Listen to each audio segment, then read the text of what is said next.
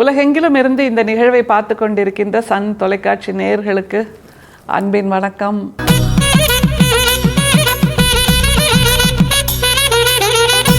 வள்ளல் பிரானோட உரைநடைக்கான நேரம். அவர் உபதேச குறிப்புகள்ங்கிற பகுதியில் அதை தாண்டி அந்த மருத்துவ குறிப்புகள், உடல்நல குறிப்புகள், உணவு குறிப்புகள் இதையெல்லாமும் கொடுத்துருக்காருங்கிறத நம்ம நிறைய பார்த்துருக்கோம். எப்படி ஒரு ஞானியாக இருப்பவர், ஒரு சித்தராக இருப்பவர் இவ்வளவு தூரம் உணவை பற்றி யோசிக்கிறாருங்கிறத ரொம்ப ஆச்சரியம். ஆனால் ஆச்சரியப்படுறதுக்கு எதுவுமே இல்லை அப்படின்னு நம்ம சொல்லலாம். ஏன்னா நம்முடைய 14 சித்தர்கள், அவர்களை தாண்டி நாம் காணக்கூடிய அந்த நூற்றுக்கணக்கான சித்தர்கள் எல்லாருமே உடலை ஓம்பினேன், உயிரை ஓம்பினேன் என்று உடலுக்கான மரியாதையை கொடுத்தவர்கள். இந்த உடல் தான் நம்முடைய கனவுகள், நம்முடைய லட்சியங்கள், நம்முடைய நோக்கங்கள் எல்லாவற்றையும் நிறைவேற்றுவதற்கு, இந்த வாழ்க்கையை வாழ்வதற்கான ஒரே ஒரு கருவி. இதுக்கு மாற்றுங்கிறது எதுவுமே கிடையாது. இந்த உடல் இல்லைன்னா இன்னொரு உடலில் நான் இருப்பேன்பா அப்படின்னு எல்லாம் கிடையாது. ஒரே உடல், ஒரே உயிர். அதனால் ரெண்டையுமே பக்குவமாக பாதுகாக்கணுங்கிறத சித்தர்கள் நிறைய சொல்லியிருக்காங்க. இன்றைக்கி நாம் பார்க்க போகிற வள்ளல் பெருமானுடைய அந்த உரைநடையிலையும் எப்படி நாம் உணவு உட்கொள்ள வேண்டும், உணவு உண்டபின் என்ன செய்ய வேண்டும் அப்படிங்கிற தெளிவை கொடுக்கிறார். முதல்ல அவரோட குறிப்புகளை கேட்டுடலாம். பகலில் போஜனம் செய்தவுடன் சற்றே படுத்து எழுந்து அல்லது வேறு காரியங்களில் பிரவேசிக்கப்படாது. ஆயினும் நித்திரை வரும்படி படுக்கப்படாது. பகலில் எந்த வகையிலும் நித்திரை ஆகாது.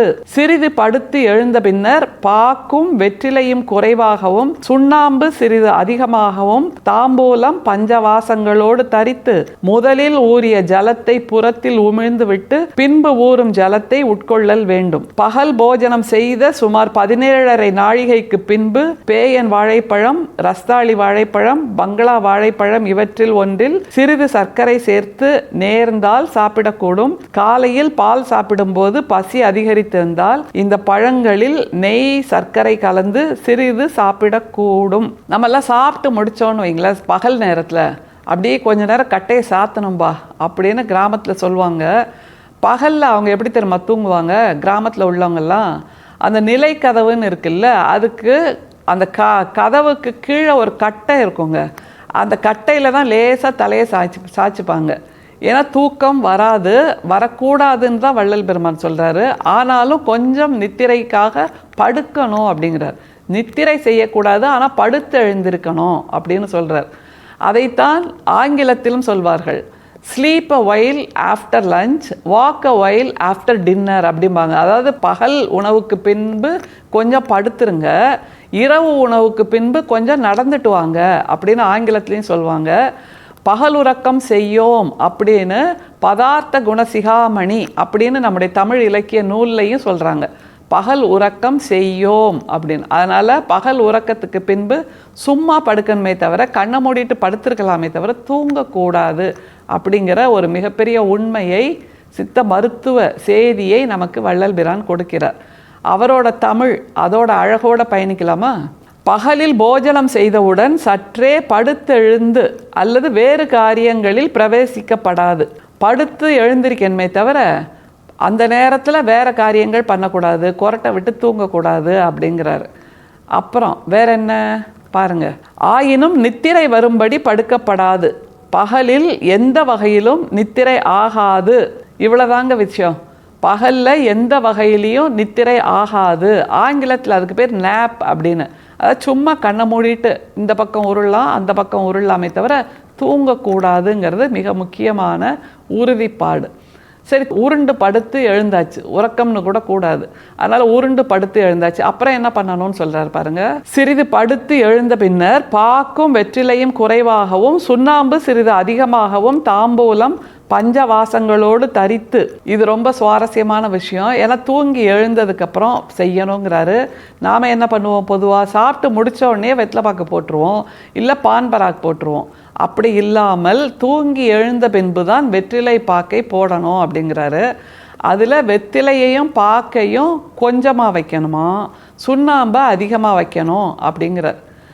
அந்த பான்னு சொல்லுவாங்கள்ல வட மாநிலங்களில், அந்த பானில் சேர்க்கப்படுற எல்லாமே அந்த ஸ்வீட் அப்படின்னு சொல்லுவோம். அந்த இனிப்பான விதைகள், இனிப்பான வேர்கள், இனிப்பான கிழங்குகளை தான் சேர்ப்பாங்க. அந்த பானை குழந்தைகளுக்கு ஏற்ற மாதிரி கூட வட மாநிலங்களில் கொடுப்பாங்க. சின்ன வெத்திலையில் வச்சு கொஞ்சம் இனிப்பு வச்சு கொஞ்சம் கூல்கந்து வச்சு கொஞ்சம் அந்த இனிப்பு பழங்களை வச்சு கொடுப்பாங்க, ஜீரணத்துக்கு நல்லது அப்படின்னு. நம்ம ஊரில் தமிழ்நாட்டில் வெத்தலையும் பாக்கும் வச்சு சாப்பிட்றோம். அந்த வெத்தலை பாக்கு குறைவாக சுண்ணாம்பை அதிகமாக வச்சுக்கோங்க அப்படின்னு வள்ளல் பிரான் சொல்கிறாரு. வேற என்ன பாருங்க, பஞ்சவாசங்களோடு தரித்து முதலில் ஊறிய ஜலத்தை புறத்தில் உமிழ்ந்து விட்டு பின்பு ஊறும் ஜலத்தை உட்கொள்ளல் வேண்டும். வெத்தலையை வாயில போட்டு கொதப்புறோன்னு வைங்க, முதல்ல ஊறுகிற ஜலத்தை, முதலில் ஊறுகின்ற நீரை வெளியில் துப்பிவிட வேண்டும் அப்படிங்கிறார். முதல்ல எடுத்த உடனே உள்ள முழுங்கிடாதீங்க, ரெண்டாவது வர்ற ஜலத்தை தான் உள்ளே முழுங்க வேண்டும் என்று சொல்கிறார். எல்லாவற்றுக்கும் சித்த மருத்துவ காரணம் இருக்கிறது அப்படிங்கிறத நம்ம புரிஞ்சுக்கணும். அடுத்தது பழத்துக்கு வர்றாரு பாருங்க. பகல் போஜனம் செய்த சுமார் 17.5 நாழிகைக்கு பின்பு பேயன் வாழைப்பழம், ரஸ்தாளி வாழைப்பழம், பங்களா வாழைப்பழம் இவற்றில் ஒன்றில் சிறிது சர்க்கரை சேர்த்து நேர்ந்தால் சாப்பிடக்கூடும். 17.5 நாழிகை அப்படின்னு சொல்றாரு. 17.5 நாழிகைனா இரவு உணவுன்னு அர்த்தம். அந்த நேரத்தில் இரவு உணவுக்கு பின் நீங்கள் இந்த மாதிரி வாழைப்பழம் சாப்பிட்டுக்கோங்க, நேர்ந்தால் சாப்பிடுங்கள் அப்படின்னு ஒரு ரிலாக்ஸேஷனை கொடுக்குறாரு. அடுத்தது இந்த வாழைப்பழத்தை காலையில் எப்படி சாப்பிடணுங்கிறதையும் சொல்கிறாரு. காலையில் பால் சாப்பிடும்போது பசி அதிகரித்திருந்தால் இந்த பழங்களில் நெய் சர்க்கரை கலந்து சிறிது சாப்பிடக்கூடும். இந்த வாழைப்பழத்தில் நெய் ஒரு டிராப் விட்டுட்டு கொஞ்சம் சர்க்கரைனா இப்போ உள்ள ஒயிட் சுகர் இல்லை, அந்த காலத்து பனை வெல்லம் அல்லது கருப்பட்டி அப்படிங்கிறத நம்ம புரிஞ்சுக்கணும். இது சேர்த்து சாப்பிடுங்க, அது உடல் நலனுக்கு நல்லது அப்படின்னு இப்போவும் சித்த மருத்துவர்கள் சொல்கிறாங்க.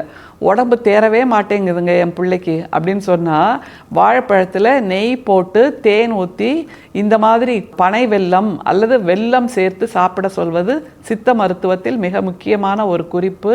அதைத்தான் வள்ளல் பிரானும் நமக்கு கொடுக்கிறார். என்றால் பகல் சாப்பிட்ட பின்பு கொஞ்சம் உருண்டு பொருளுங்க, தூங்கிடாதீங்கிறது மிக முக்கியம்.